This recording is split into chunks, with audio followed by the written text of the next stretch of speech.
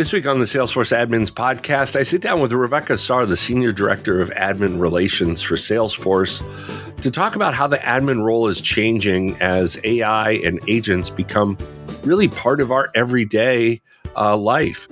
Now, we're going to dig into why Salesforce admins are becoming the guardians of trust, how strong fundamentals still matter, and where human judgment fits in when automation gets smarter. I like to think this is a very thoughtful conversation about governance, productivity, and why Salesforce admins are more essential than ever. So with that, let's get Rebecca on the podcast. So Rebecca, welcome to the podcast. Hi, Mike. Thanks for having me. It's been a while. Last time you were on, we did an entire episode in German because, international podcasts are fun. Yeah. What a ride. How many years ago was that? Just a few. Yeah. It's like one or two in Salesforce admin years, which translate differently to the rest of the world. Right. And then I also say, we've had a pandemic in between, so that has made time fly. Yep. And I think that was a pre-pandemic thing. So it was 100% pre-pandemic. Yep, absolutely.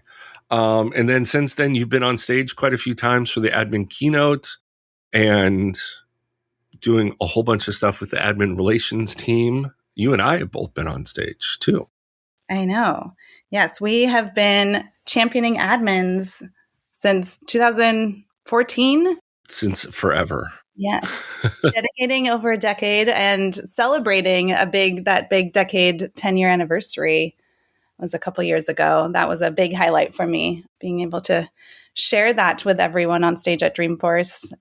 But yeah, since last time I was on the pod, I have now become the lead of admin relations and kind of leading this amazing team of evangelists and marketers on our mission to enable and empower and inspire all of our Salesforce admins out there.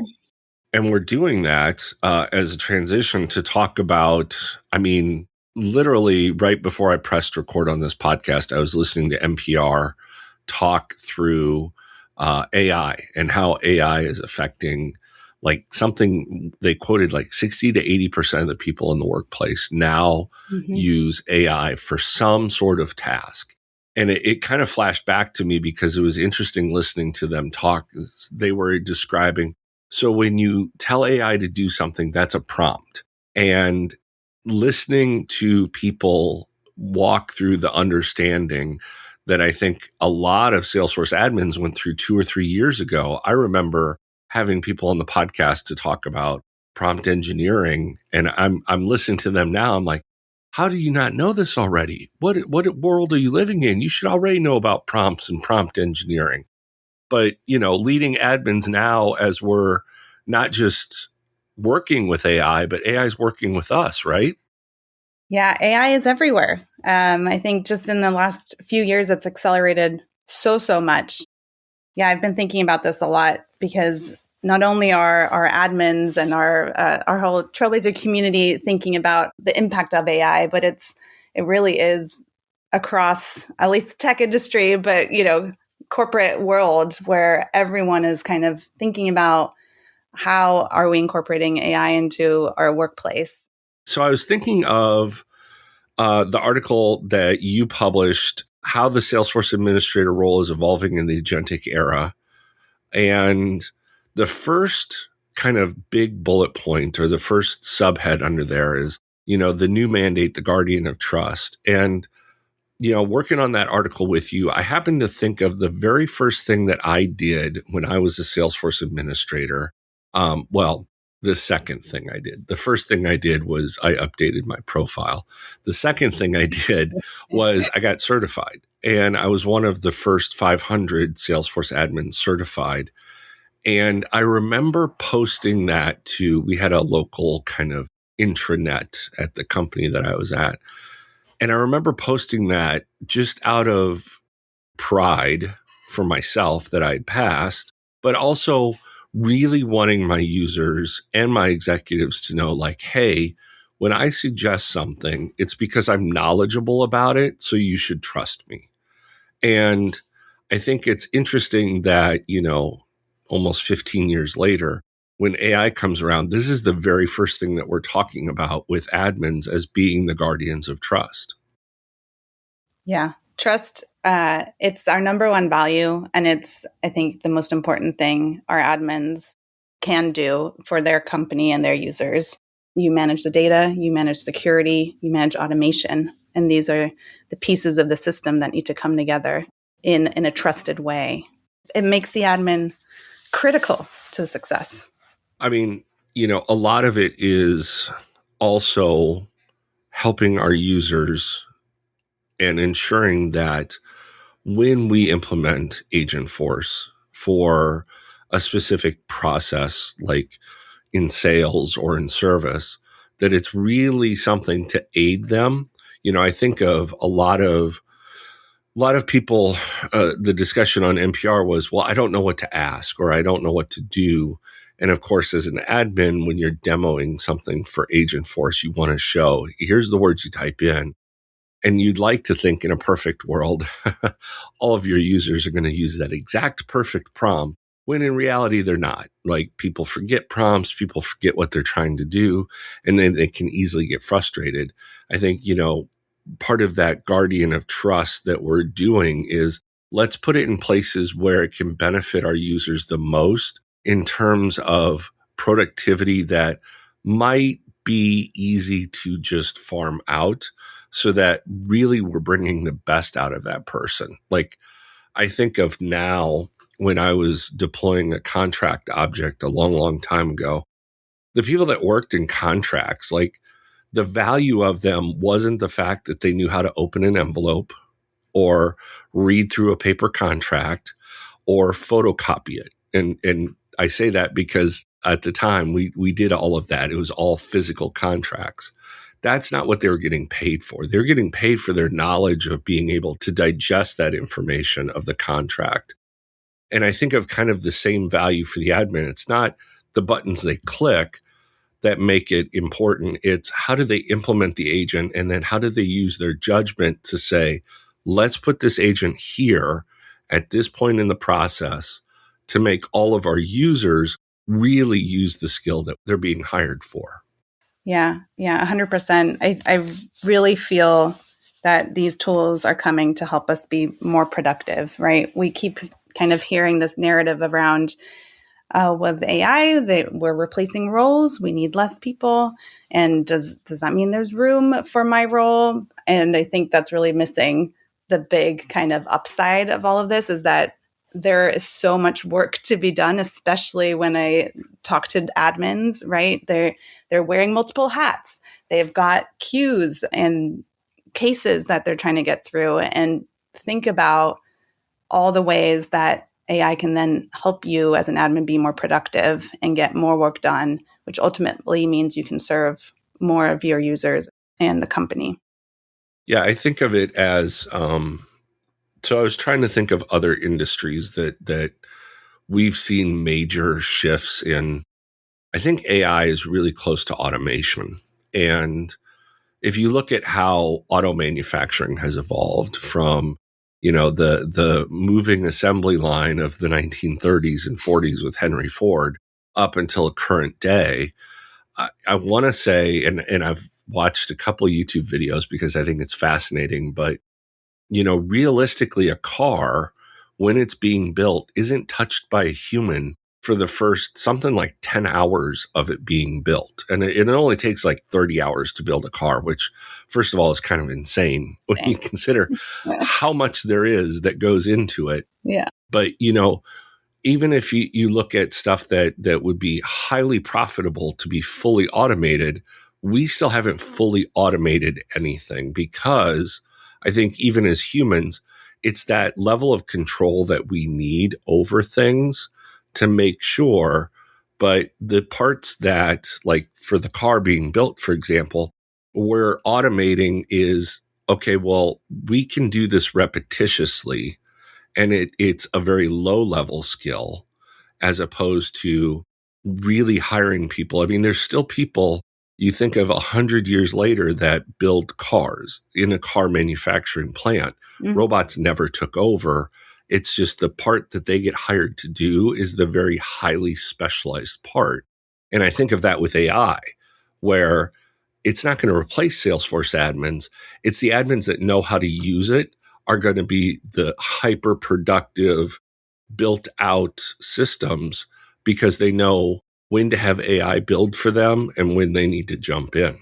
Yeah, exactly. I think the work shifts from the building piece more to the before planning and preparing and all that work admins do, talking with stakeholders, gathering the requirements, really getting precise on the solution. And then the work after the building, right, where we're monitoring the agents and assessing how they are performing. Mm-hmm. It's just a shift in mindset and where the work is happening, because we now can leverage these super powerful tools. Right. I mean, there's parts now, and we've even seen this. I've had Cheryl Feldman on the podcast to talk about how setup is getting better. Mm-hmm. And if you're watching any, I think when I recorded this is in March. I just watched Mo do the Agentforce Now tour virtual workshop Mm-hmm. and walking through agents.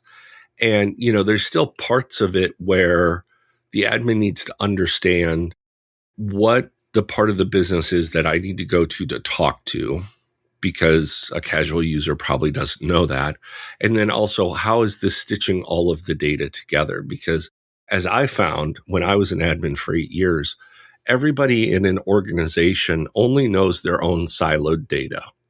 And they only know where it comes from and who they ship it off to. But rarely do they know if either of those are exactly the forms of data that they need.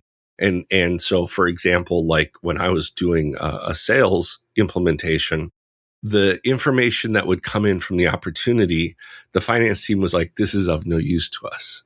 Somebody else needs this. Here's what we need. And that's the part where actually sitting down and making those judgment calls as a Salesforce admin is, okay, here's how the agent can help do that. The two operating divisions might never come to that conclusion on their own.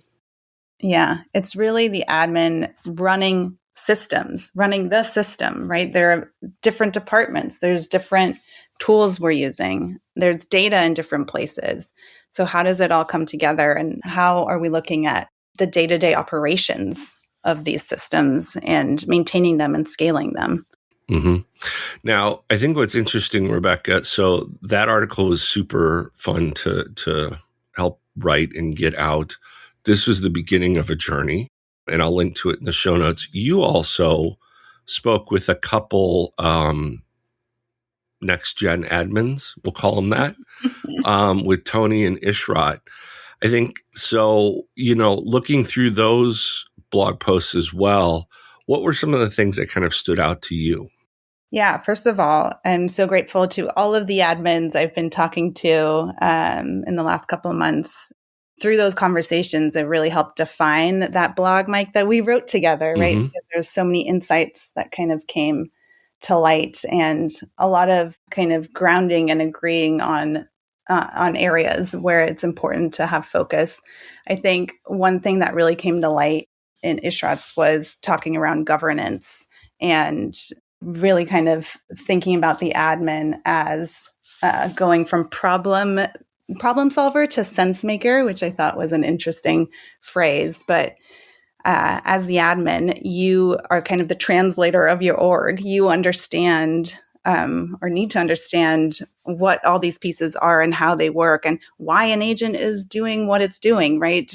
Because you kind of helped bring it to life in the beginning. So that was kind of an outstanding insight there. And then from Tony, I had some great conversations around, I think a highlight for me was just thinking about the importance of the foundations and knowing the kind of foundational skills of an admin and not losing sight of that as we, leverage and use more and more AI, still knowing what a data model is, knowing how to set up a flow, right? How these core kind of building blocks work well so that you can be the sense maker and understand eventually what an AI is doing and automating for you.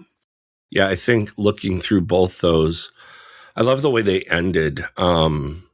Tony kind of sums up, I'm going to give you what you need, not just what you want.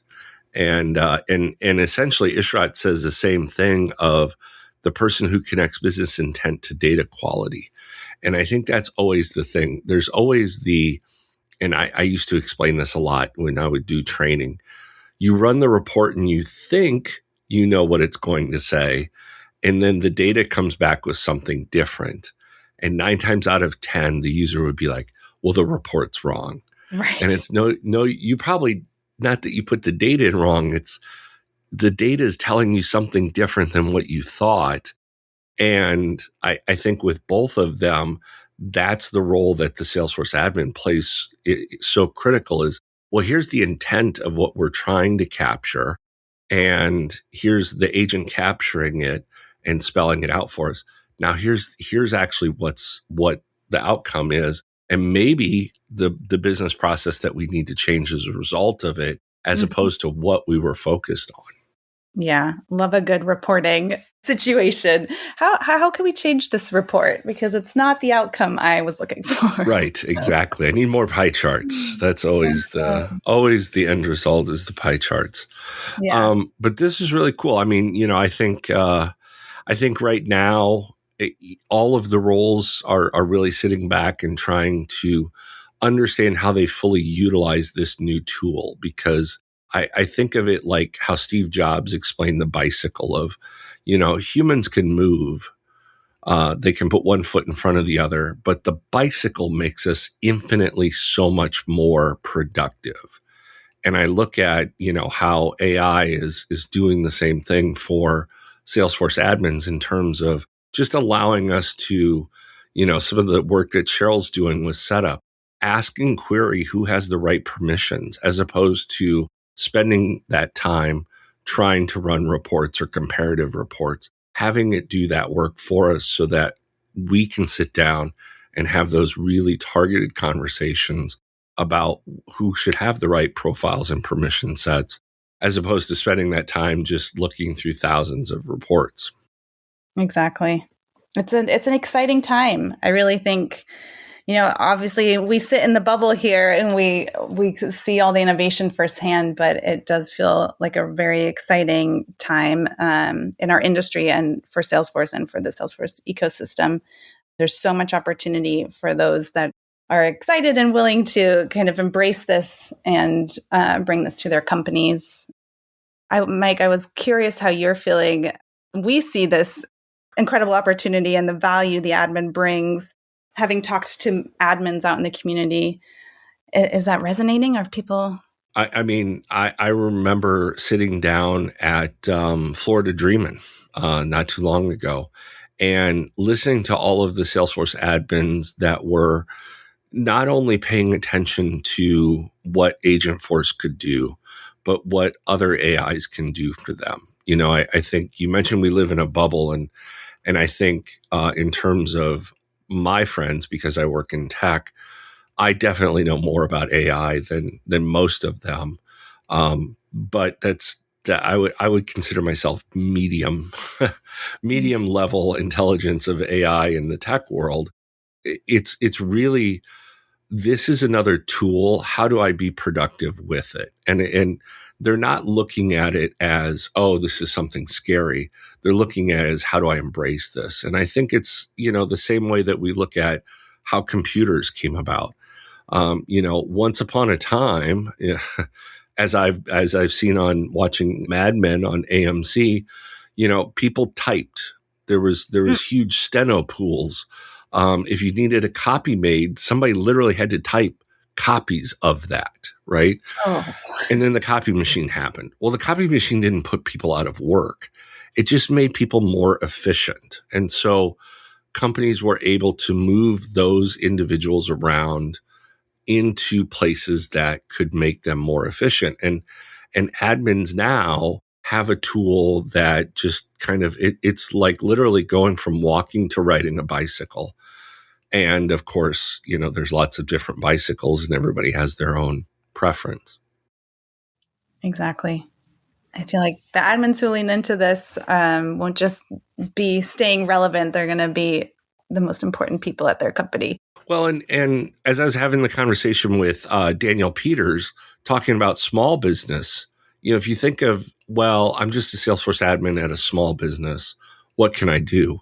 He actually brings a point up of, if you built an agent that would literally just help the person answer questions while they're filling out a form or while they're creating a record in Salesforce, you would have so much better data. And his example was when they would take orders for cheese over the phone, there was insane amount of information that you had to know. Like this certain cheese could only be sold in these sizes, and this certain cheese could only be sold during these months. And for the person, the on ramp, you think of that person. Okay, well, I answer a phone and I write an order form for cheese. How hard could that be? Really hard when you have like 30 different cheeses and umpteen number of different ways that cheese could be sold. You think, well, I'm a Salesforce admin at a 20 licensed company that sells cheese. What could I do? Wow. You could create an agent that helps the person who takes phone orders answer questions super reliably. And that makes your onboarding so much faster for that person and your orders more correct because, a small business is going to live and die by 5 orders, whereas, a really giant company, 5 orders might not be that much. But, if you think of the impact just at that level, that's huge. Just at, a 20 license company. Now you go up to a 2,000 or a 20,000 license company and you think of the same impact. It's so much you can have just that little bit of knowledge that enables the person on the phone to show up at work and feel confident about what they're doing. I mean, that's usually the end of the day where you go home and give yourself a high five as an admin because you made somebody's day better. Yeah, that's huge. And I love that we're talking food again. Right. Always comes back to food. We have an event in San Francisco, speaking of food, in a couple weeks from this, which is TDX. And I think there's going to be quite a few Agentforce stuff and flow and setup. And holy cow, there's a lot of things going on, isn't there? Yes, so much going on for TDX. We're really excited. The whole team's been working on this, and we're super excited to welcome everyone to San Francisco. Mike, you've been working on the admin track, which is going to be stellar. We have also the hackathon coming back in a different form than last TDX. It's hybrid, and we're going to be showcasing the top 3 finalists at the hackathon showdown, which is exciting because this time it's in the main keynote. It's going to be the big stage. So it's going to be a really exciting moment. We're also bringing things like True to the Core Deep Dive to TDX for the first time. So there's a whole track that we are managing to bring that great experience that we know our admins and the rest of our trailblazers really love to TDX as well. I know I'm missing things. There are so many cool things in the zone to get hands-on, to have more opportunities to talk to product managers, to see roadmap, to get your questions answered. Mike, jump in. What else?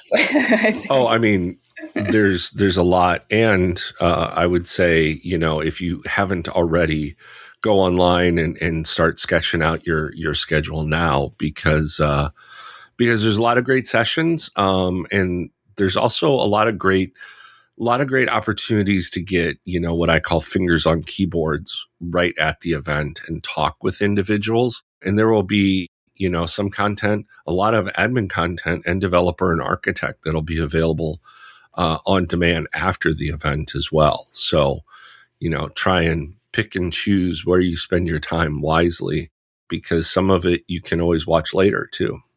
Yes. Sound advice. Plan your agenda ahead of time. Exactly. And over plan. I think to wrap up, Rebecca, you're a San Francisco native with all these people coming to town. Do you have a suggestion on a favorite place to eat? Wow. Putting me on the spot. Yep. Not super duper because, that's right around the corner from Moscone West and I know, always like, full. places I eat are all around close by. Well, can I share we're a favorite of the admin relations team? Yeah, absolutely. Yeah. Ideale? No, I'm not sure. I don't know. I think is it ideal? Ideal? I don't know. But It's it's got an Italian. E. So I was trying to go Italiano. Right. The Italian place in North Beach. It's going to be really yummy. Yeah, so that's really cool. I'll put a link in the show notes. We've had some really good pasta there, and it's a nice little restaurant. Definitely a Waymo if you want to take a Waymo ride from downtown, but nice little street, and kind of get you out of the conference hustle and bustle. Yeah. I will say we've had really nice weather, so anywhere along the Embarcadero is going to be really nice if this weather holds up. Knock on wood, it does, hopefully, right? Well, Rebecca, thanks for coming on. I'm sure people will be looking for us at TDX, and we're happy to talk about more or, of course, look for more admins to interview to get your voices out there about the next gen blog series that we're writing. So thanks so much for coming on the podcast. Thank you, Mike.